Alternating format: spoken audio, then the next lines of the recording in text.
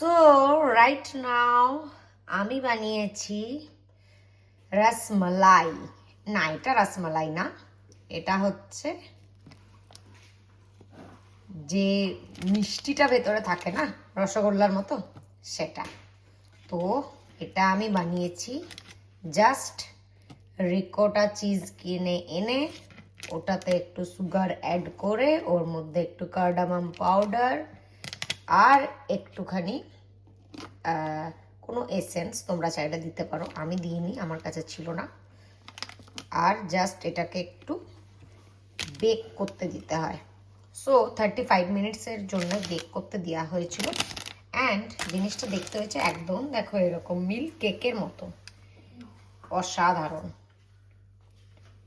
আর এক পাশে আমি বানিয়েছি একটু রসমালাইয়ের জন্য দুধটা, যেটা সেটা গাঢ় করে। সো আমি এখন এটা কেটে নিচ্ছি পিস পিস করে। এবারে এইগুলো কাটার পরে এটাকে জাস্ট আমি যে দুধটা বানিয়েছি সেই দুধটার মধ্যে দিয়ে দিতে হবে ওভারনাইটের জন্য।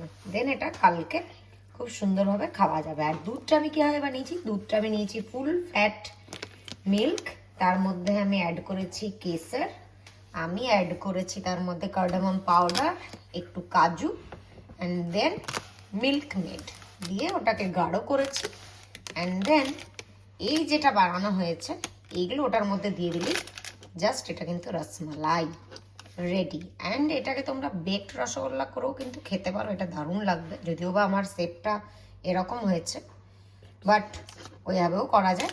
এটা জাস্ট আমি একটু এরকমভাবে কেটে নিয়েছি, তো আমার জাস্ট টেস্টের সাথে ম্যাটার, দেখার জন্য আমার কিছু না। তো যাই হোক, কেমন এটা হচ্ছে সেটা আমি পুরোটা করবার পরে তোমাদের সাথে শেয়ার করব। সো এটা এখন যেটা হয়েছে এটা কিন্তু অ্যাকচুয়ালি বেকড সন্দেশ যেটা হয় সেটাই, এক্স্যাক্টলি সেটা। তো আমি একটু রিওকে দিলাম, ও তো বললো বেশ ভালো হয়েছে। আর আমি তো দেখলাম এটা বেশ ইজিলি বানিয়ে নিতে পারছি। সো আমি দেখো এই কন্টেনারের মধ্যে এইগুলো নিয়ে নিয়েছি, জাস্ট কয়েকটাই নিয়েছি। এটার মধ্যে আমি দুধটা ঢেলে দেবো অ্যান্ড এটা ফ্রিজে রেখে দেবো। তো কালকে এটা একদম ভালোভাবে সোক হয়ে যাবে। অ্যান্ড এমনিতে তো এটা ভীষণই নরম, দেখতেই পাচ্ছ ভীষণ নরম, বাট ওটা দেওয়ার পরে আরও নরম হয়ে যাবে অ্যান্ড দারুণ হবে টেস্ট। আমার রসমালাই দেখো এখানে একটু হয়েছে, আবার এখানে অনেকগুলোই অ্যাকচুয়ালি হয়েছিল। তো আমি দুটো কন্টেনারে আলাদা আলাদা করে রেখে দেবো। আর দুধটা একটু গরমই আছে, মানে ঈষৎ উষ্ণ টাইপের আছে, তো ওই জন্য এটাকে আজকে বাইরেই রাখবো। দেন সকালবেলায় ঘুম থেকে উঠে এটা ফ্রিজে রেখে দেবো, ব্যাস। দেন এটা চিল্ডভাবে খেতে ভালো লাগবে, আমার তো ভালো লাগে। তো জানি না গরম কেউ খায় কিনা, বাট আমি খাই না। অ্যান্ড এই হচ্ছে আমার কেসার, যদিও বা দুধটা দেখতেই পাচ্ছ পুরো ইয়েলোইশ কালার হয়ে গেছে বিকজ কেসার অ্যাড ছিল। তো আমি আবারও একটু কেসার দিয়ে দেবো যাতে আরও ভালো করে ফ্র্যাগ্রেন্সটা বেরোয়।